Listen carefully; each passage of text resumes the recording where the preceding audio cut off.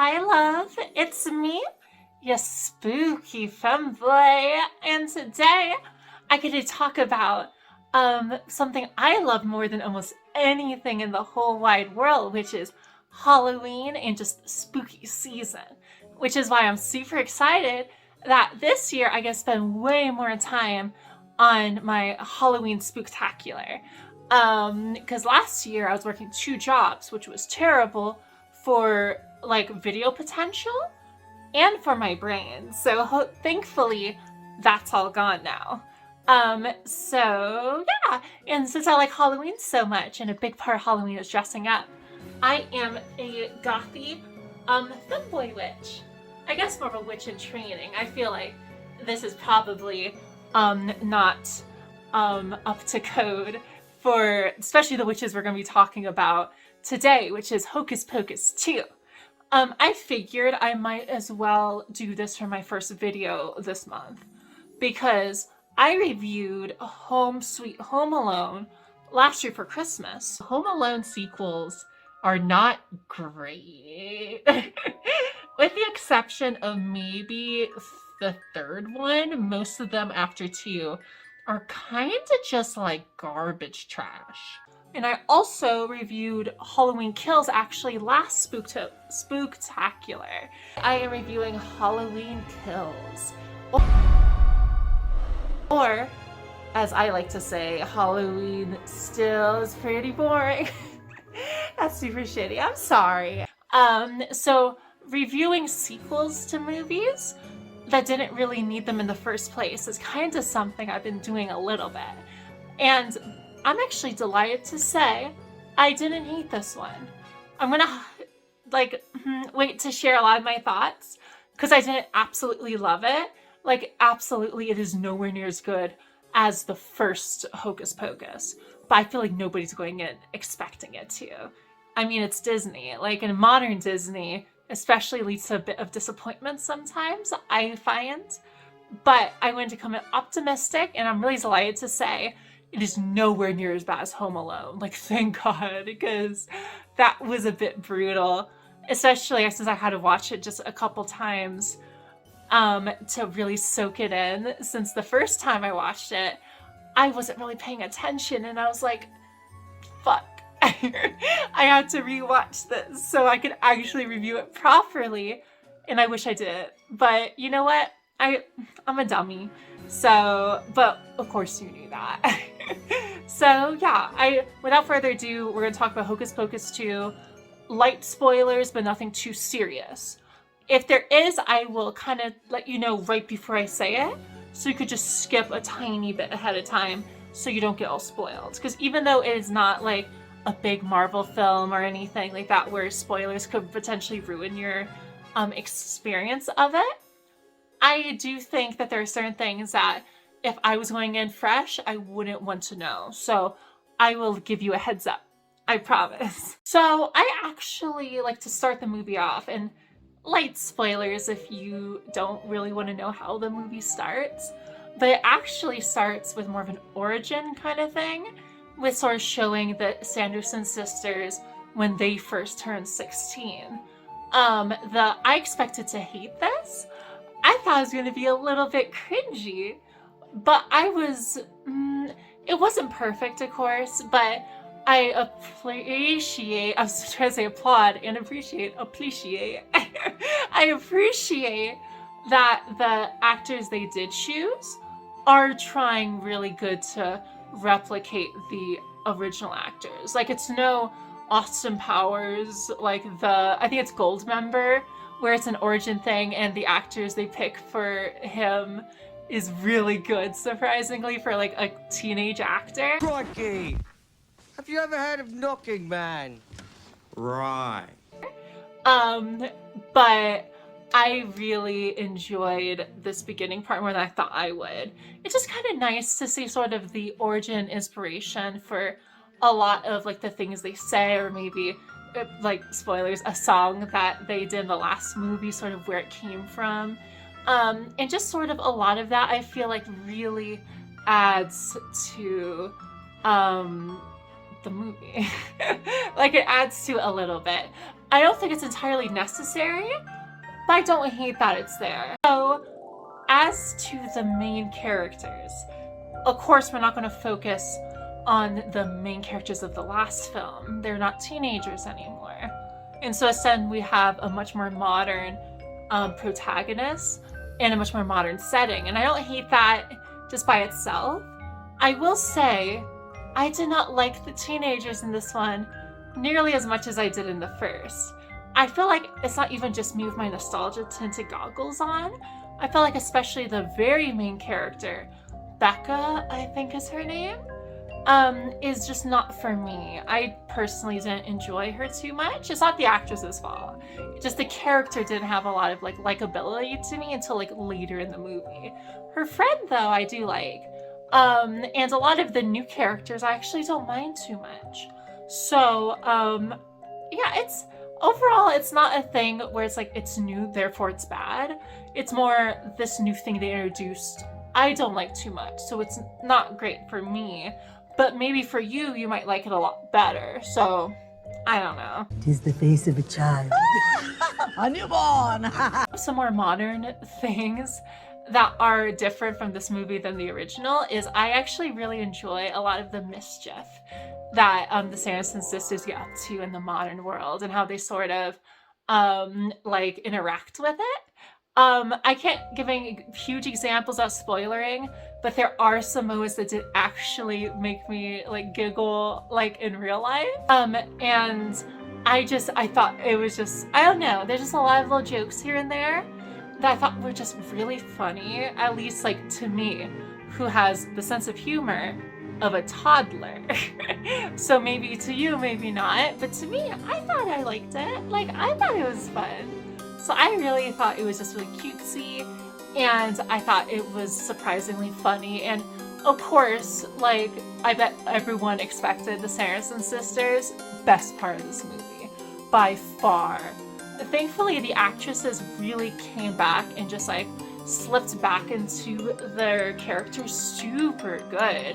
I actually really appreciate that Mary, who I feel like was kind of, she always felt like the third sister that people didn't talk about as much in the first movie, at least to me. So the fact that she had a lot more scenes and jokes that she delivers, I feel like really helps. Like, I love that her broom is just two Roombas that she like rides like floating roller skates. It's just really fun. And it's dumb, but I really like it. And actually, the Roombas come back a couple times. I expected it to be like that one-off joke, but surprisingly, they have like plot relevance. But so I'm just happy that all of the sisters got more time. Actually, I feel like Sarah didn't get as much time in this one, which I suppose is fine. I like that Mary did get more in this one, and of course, Winifred is always in the very front. As it should be. She's like the main sister, like the leader. So and she did perfect. Like, it's as if, like, I literally just watched the first Hocus Pocus last night. So my reaction today would be a lot more like genuine, and like I would remember how the movie was before. And it's like the same performance. It's crazy. She did such a wonderful job, and honestly, they're the best part of the movie. And light spoilers, Billy Butcherson also comes back, and I really like Billy, so I'm happy that he shows back up. Sure, he's really not in it that much, and honestly, you could probably remove him and it wouldn't do that much to the story, but it's still just really fun to see him there. And especially since at this point in this movie, he's good, so it's like he's not like being like an evil zombie anymore. And he talks almost the entire movie. So that's just really fun. And I like it. And he just gets up to shenanigans.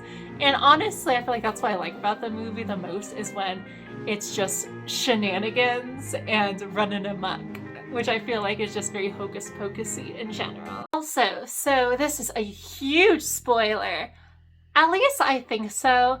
At the very least, if it's not a huge spoiler, it's at least a light spoiler. So, spoiler ahead, I think I appreciate that the reason that the Sanderson sisters come back in like the first place isn't just because of like, oh, there was another black candle hidden under this table somewhere, and that's where we found it. I'm happy that at least there was like reasoning and motivation for Gilbert sort of bringing the Sanderson sisters back. I feel like it was a little flimsy, but I did like Gilbert's character, so I feel like I didn't mind it too much. So yeah, it could have been a lot worse. I was expecting like a somehow Palpatine returned kind of hand wave, but I'm happy that it is not like that. And instead, like, it actually feels like at least they put a little bit more thought into it than just like, they're back, they're causing mischief, that's the movie.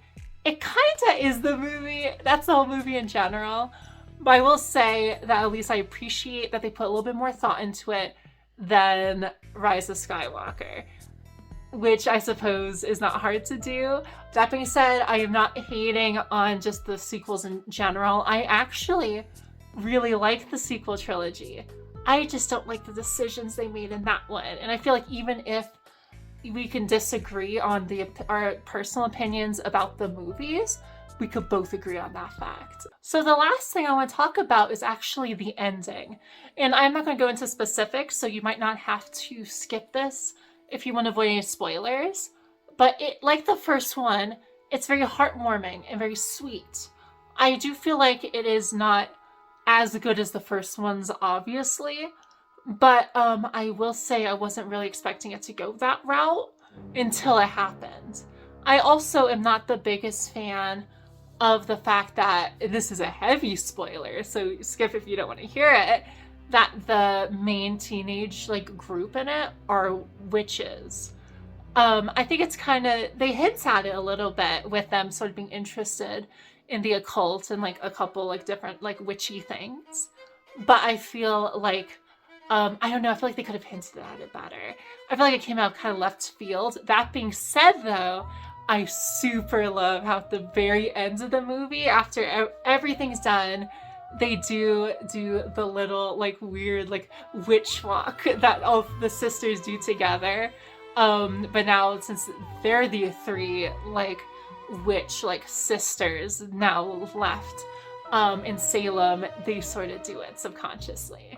I really like that. I thought that was really cute and a nice little like punctuation mark on it, and like they put a little period, if that makes sense. Like they could have just easily left it more open and sort of not given like that little like that it needed, you know? I'm sure you probably know that's just not the best way to say it. But so yeah, not a terrible ending. I would have done things different, but like it could have been way worse.